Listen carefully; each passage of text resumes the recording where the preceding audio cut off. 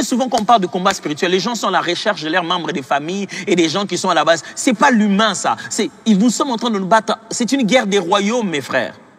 Pas des membres de famille. Une guerre des royaumes, des esprits. Alors, Paul dit, celui qui se bat contre le mauvais adversaire risque de ne jamais crier victoire. Ce ne sont pas ces mots. C'est une reformulation que je suis en train de faire de ce texte. Il sous-entend que si tu ne connais pas très bien qui est ton adversaire, tu risqueras de ne jamais dire que tu as vaincu. Et c'est ça le problème que les chrétiens aujourd'hui disent. Pasteur, j'en ai marre. Il n'y a que des combats. Il n'y a que des combats. Après, c'était combat. Après, c'était combat. J'ai une question pour toi. Tu te battais contre qui? Afin que tu saches que tu avais vaincu.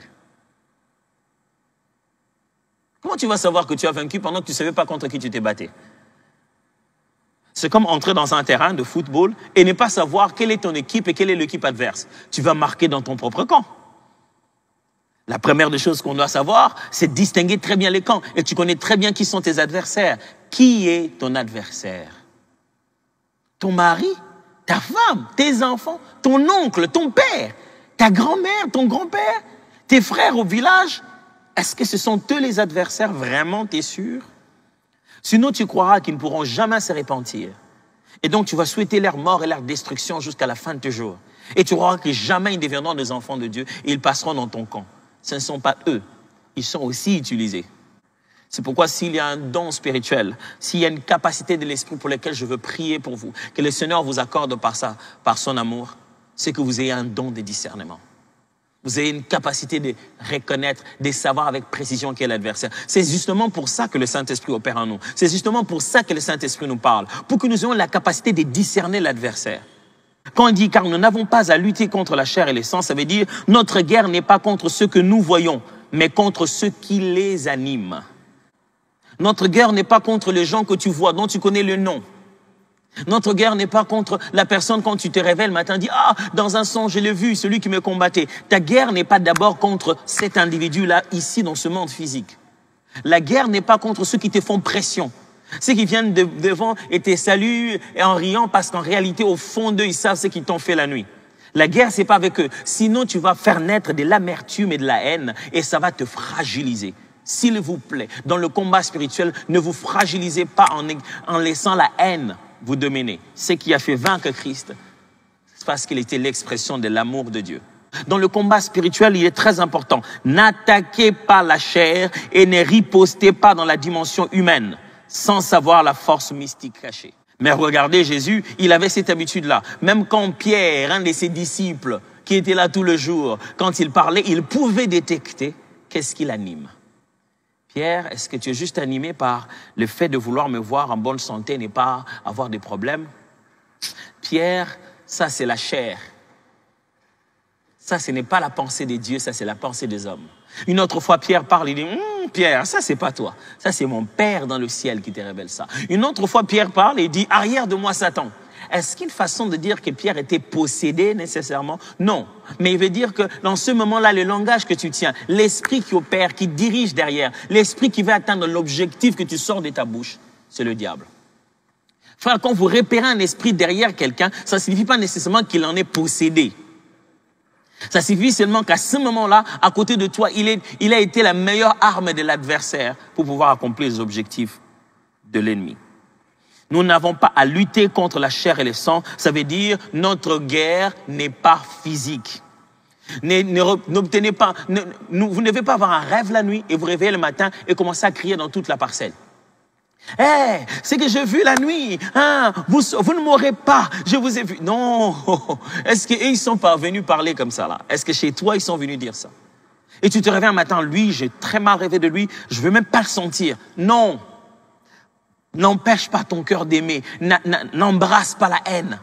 Tu vas devenir fragile dans le combat spirituel. Je vous parlais justement de cette merveilleuse chose selon laquelle il a vaincu au-dessus de toute domination. Vous allez comprendre pourquoi on dit qu'au-dessus de toute domination, de toute autorité, son nom a été placé au-dessus. Pourquoi il est au-dessus? Vous comprendrez pourquoi Paul va dire ni la chair, ni les sangs, ni les dominations, ni les choses présentes, ni les hauteurs, ni les choses à venir ne me sépareront de l'amour de Dieu manifesté en Christ. Vous allez commencer à comprendre pourquoi il fait une liste de ces genres de choses qui sont censées être des forces plausibles pour pouvoir les séparer de l'amour de Dieu. Et il les cite en disant, même eux, ils ne peuvent pas. Parce que ce que Christ a fait à la croix, mes frères, c'est très puissant en notre faveur. Alors vous devez tout le temps vous en souvenir. Vous n'avez pas à lutter. La lutte, c'est une lutte, mes frères. Ça veut dire, nous sommes plus proches des esprits que nous le sommes de leurs représentants physiques. Nous sommes plus proches des esprits derrière que nous le sommes des individus qu'ils représentent. Soit-il occultistes, sorciers, magiciens, je sais pas, tout le lot là, toute l'équipe. Quand tu le rencontres comme ça, il est venu avec sa divinité ou son démon derrière. Toi, tu peux cogner son démon plus vite que même lui. Avant même de le toucher, tu peux cogner son démon. C'est pour cette raison que quand Jésus est arrivé, le fou, les esprits mauvais qui sont dans le fou commencent à crier. Il dit, laissez-nous. Pourquoi il crie? Jésus n'a rien dit au fou, il lui a encore rien dit. Il commence déjà à s'agiter. Et quand Jésus commence à menacer, ils s'en vont. Pourquoi? Parce que ceux qui te ressentent plus vite, ce n'est même pas l'homme, c'est l'esprit. Oh, gloire à Dieu. Jésus-Christ est le meilleur entraîneur en matière de lutte. Vous savez même plus, c'est Jésus qui se bat avec toi. Souvenez-vous, revêtez les armes de Dieu. Je me bats, quand même on se tient là, ce n'est pas ma force, c'est avec sa force, en son nom que je fais ces choses ici. Même si tu sais que tu as un pistolet, tu as une mitrailleuse, tu as une arme puissante, tu vas lancer dans quelle direction? Contre qui? C'est pourquoi les chrétiens aujourd'hui, qu'est-ce qu'ils font? Ils entrent dans une pièce, ils allument leur grosse arme du nom de Jésus et ils se mettent à mitrailler partout. C'est fini. Et quand ils allument, l'ennemi est exactement au même endroit. Paul dit ceci, ne fais pas ça. Avant même de toucher à l'arme, identifie bien l'adversaire. Les disciples voyaient Jésus chasser tous les démons, mais ils ne savaient pas que dans l'approche, Jésus avait des particularités. Et quand ils ont affaire à un esprit mauvais, ils essaient de les chasser et Jésus leur dit non, non, non, non, non. Même puissance, même arme, même capacité. Mais quand vous identifiez l'adversaire, alors vous saurez que ce n'est pas comme ça l'approche. Plus l'adversaire est précis, moins tu vas utiliser des armes inutiles. Frère, des fois, ça ne demande pas 30 jours de jeûne. Des fois, ça ne demande même pas une veillée de prière. C'est parce que nous passons toute notre vie à la défensive. L'ennemi a été précis. Vous êtes deux sur un même lit. Pourquoi il t'a attaqué toi? L'ennemi a été précis. Tu as beaucoup de domaines dans la vie. Pourquoi il s'attaque à ta santé? Pourquoi va-t-il précisément là? Il est si précis dans sa façon de t'attaquer. Et toi, tu vas aller comme ça dans le vide. Seigneur, donne-moi la précision.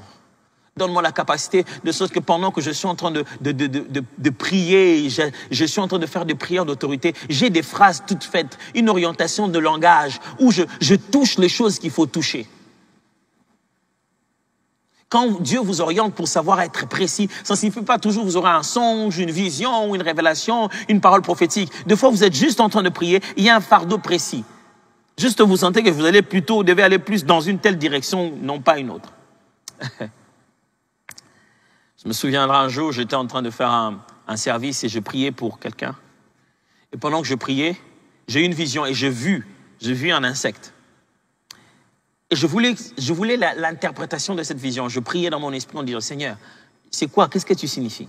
Qu'est-ce que ça signifie? Dieu dit, chasse cet insecte.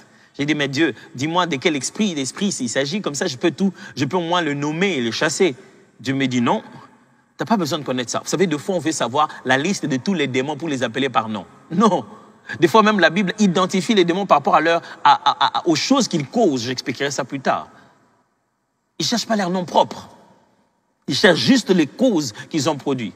Et dans cette vision, le Seigneur m'a dit juste, appelle-le comme le nom de l'insecte. OK. Je ne savais pas quoi faire. Je me dis, bon, que je vais obéir. Pendant que je priais, j'ai juste dit, toi, esprit en forme de tel insecte. Sors. On avait commencé à prier depuis longtemps. Quand j'ai cité le nom de cet insecte et je dis l'esprit qui est là, qu'il sorte, il y avait des effets immédiats. Immédiats. Et des réactions auxquelles on ne s'attendait pas. Frère, quand on est précis, c'est différent. Oh oui, c'est différent. Ne promenez pas une arme puissante sans avoir la précision. Ne promenez pas beaucoup de moyens célestes sans être précis dans là où vous le coulez. Ma prière pour vous, c'est qu'après que vous ayez compris que nous n'avons pas à lutter contre la chair et le sang, que Dieu vous donne la précision sur contre qui nous luttons.